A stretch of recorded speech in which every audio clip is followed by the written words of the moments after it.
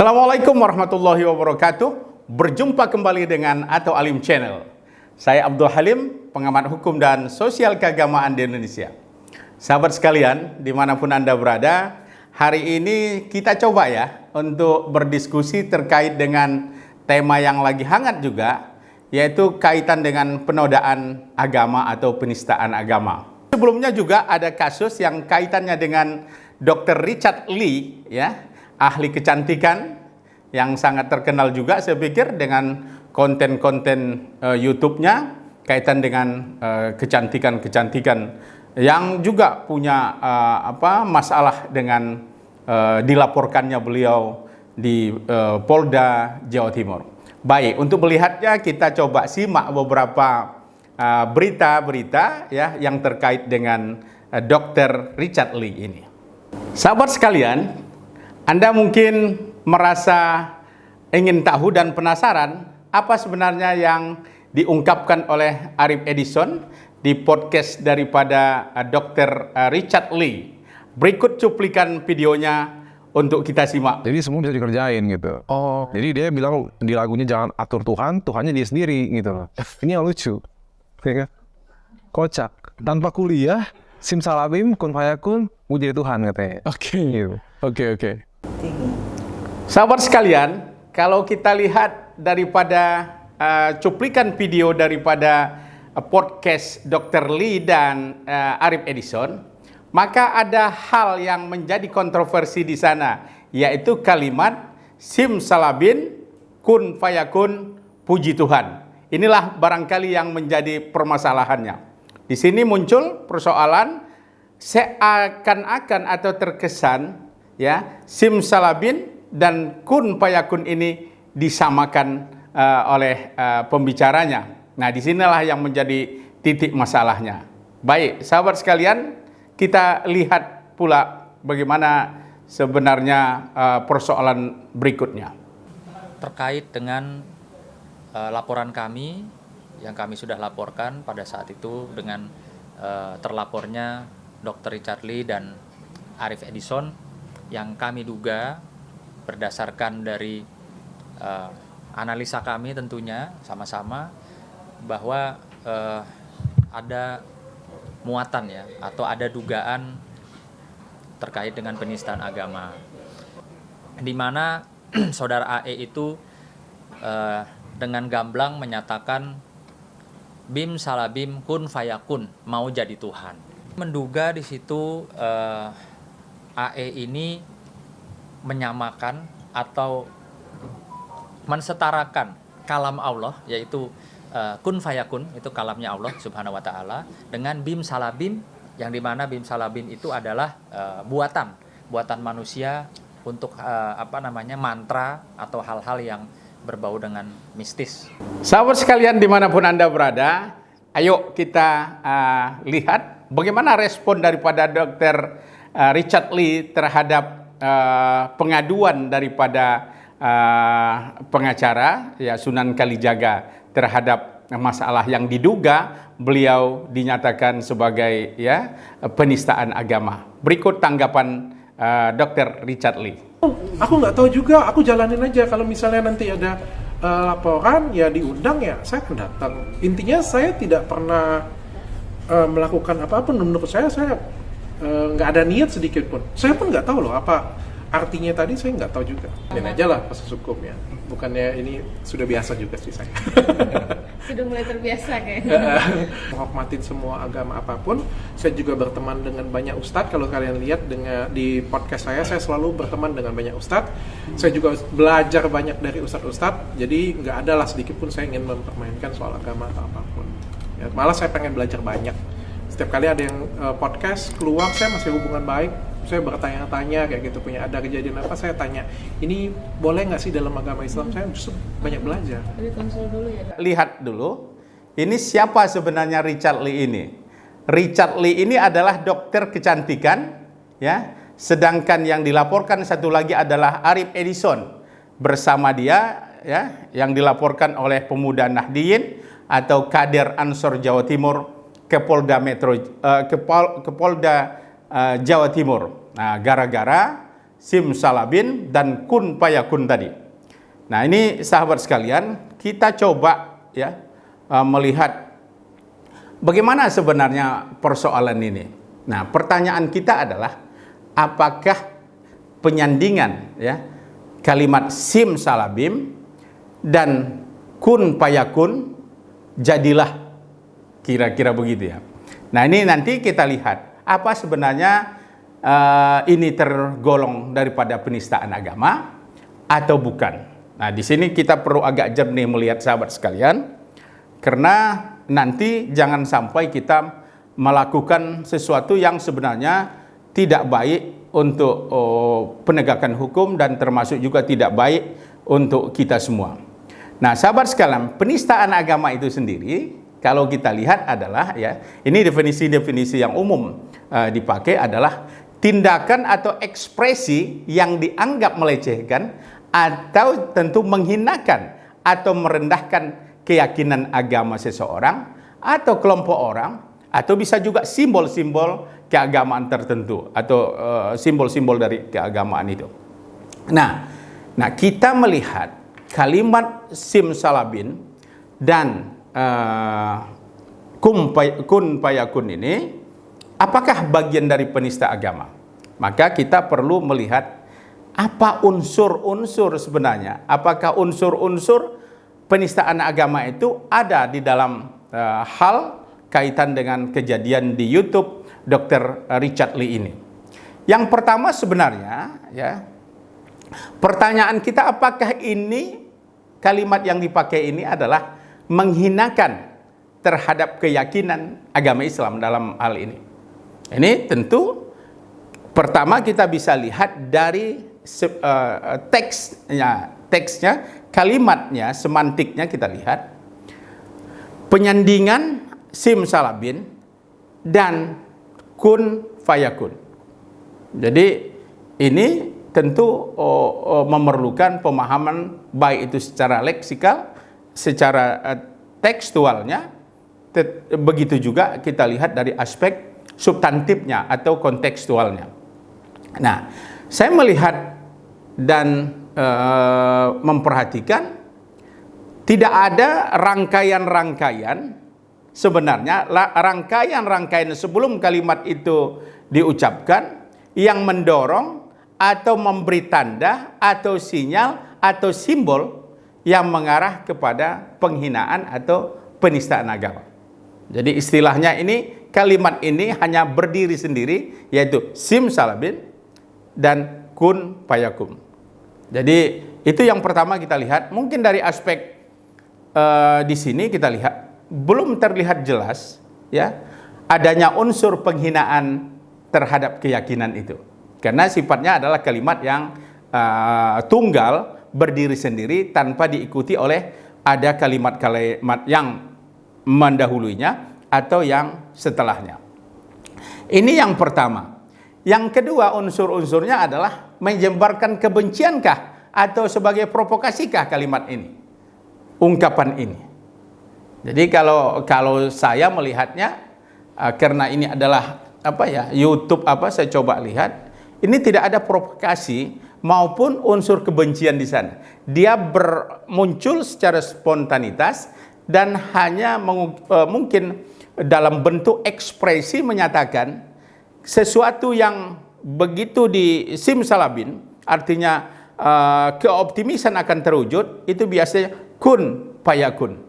Itu biasa. Di luar itu pun kita selalu memakai kalimat-kalimat ini untuk meyakinkan kita, ini adalah kekuatan dorongan bahwa ini akan jadi. Maka jadilah, kira-kira begitu.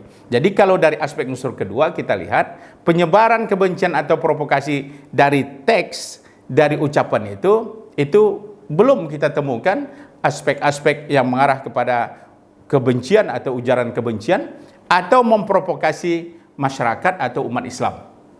Jadi dan yang ketiga kita lihat juga apakah daripada ungkapan simsalabin yang dilakukan secara bersamaan diiringi oleh kun fayakun ini bagian dari penghinaan terhadap agama secara keseluruhan.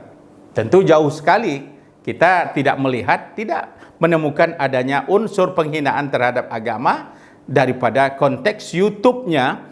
Dari awal Dr. Lee tidak terlihat ada unsur-unsur yang mencoba mendiskreditkan, menghinakan, melecehkan terhadap agama Islam. Dan track record-nya juga dari awal, ya, saya ikuti dari beberapa tahun terakhir ini, tidak ada arah kebencian terhadap umat Islam ataupun simbol-simbol keislaman atau juga kelompok-kelompok keagamaan.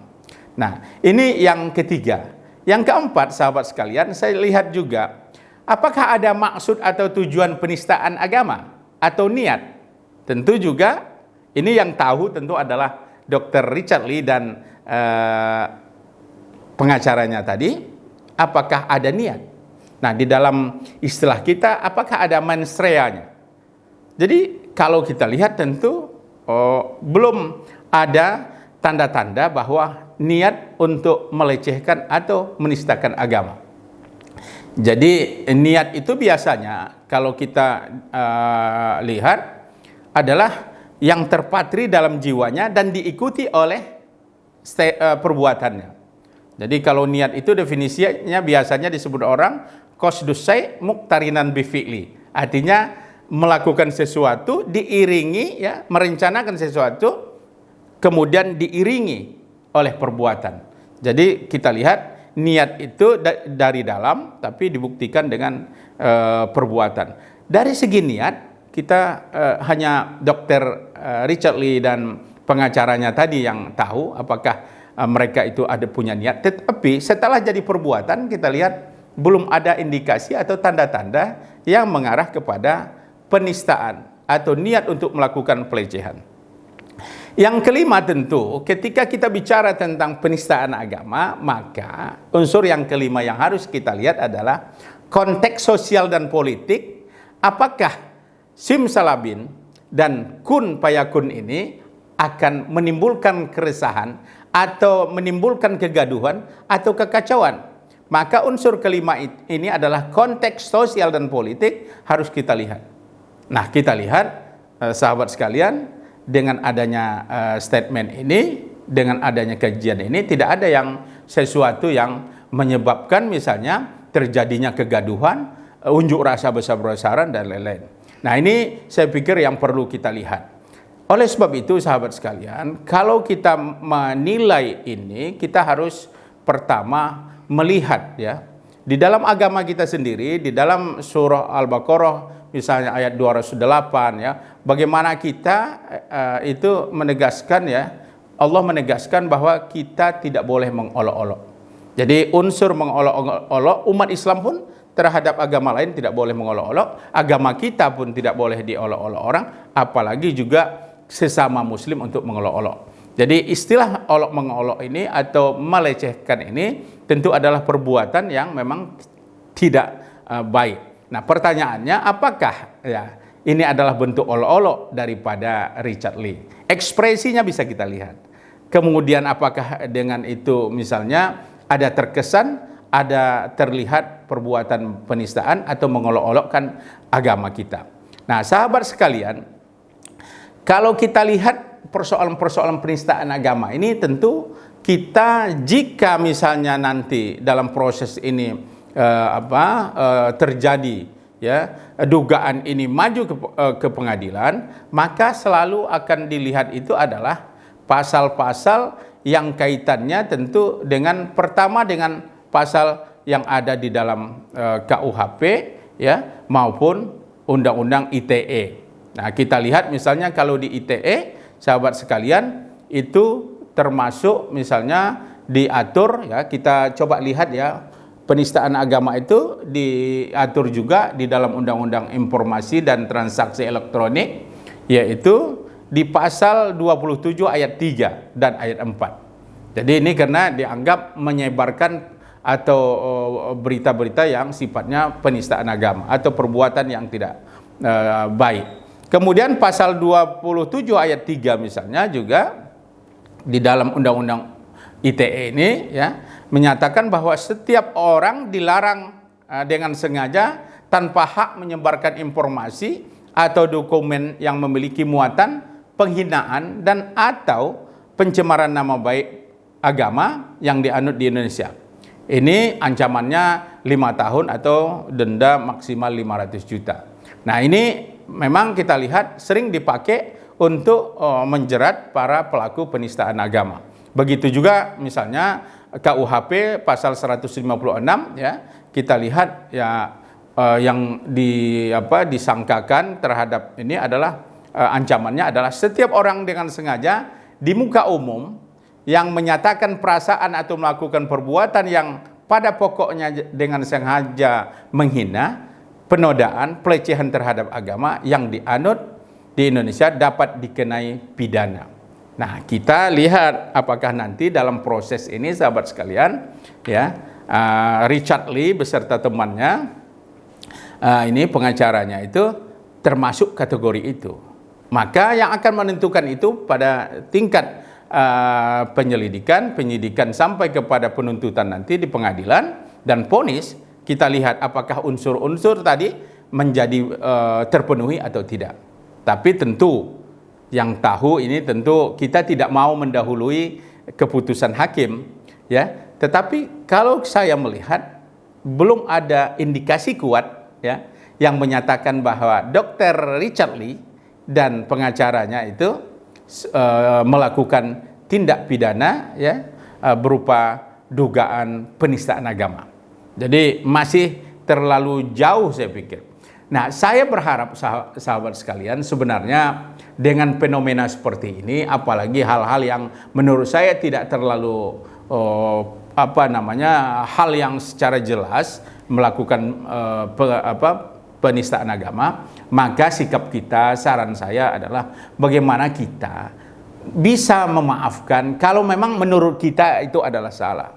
Tetapi untuk memaafkan itu jauh lebih baik daripada kita melapor ke hukum.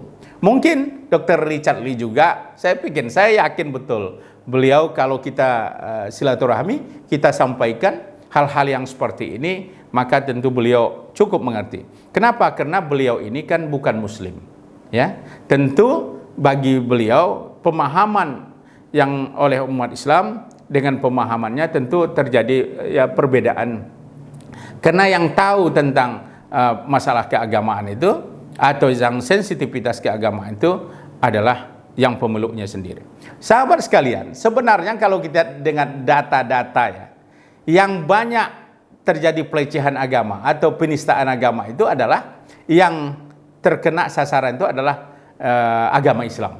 Jadi 84,6% itu adalah dari kasus 60 perkara dari 2011 sampai kepada 2021, ya, itu adalah 84,6% itu yang banyak mengalami, yang dianggap sasaran penistaan agama itu adalah agama Islam. Dan anehnya lagi sahabat sekalian, yang melakukan pelecehan terhadap agama Islam itu adalah 64,7% dilakukan oleh umat Islam itu sendiri. Ini menarik ini sahabat sekalian. Justru bukan dari umat lain yang banyak untuk menistakan agama Islam. Terlepas dari itu semua, saya kembali mungkin mengajak rekan-rekan sekalian, mari kita bangun ya, membangun situasi kondusif bagi masyarakat kita, membangun hubungan baik antar sesama muslim, antar muslim dengan agama lainnya, dan jika ada gesekan sedikit-sedikit, maka saya pikir akan lebih baik kita saling membangun relasi, saling memaafkan untuk kebaikan bersama. Saya yakin dengan saling mengerti, saling menghormati semua agama, insya Allah Indonesia akan menjadi negara yang sangat melaksanakan toleransi beragama dan menghormati agama-agama yang ada. Demikian saja. Assalamualaikum warahmatullahi wabarakatuh.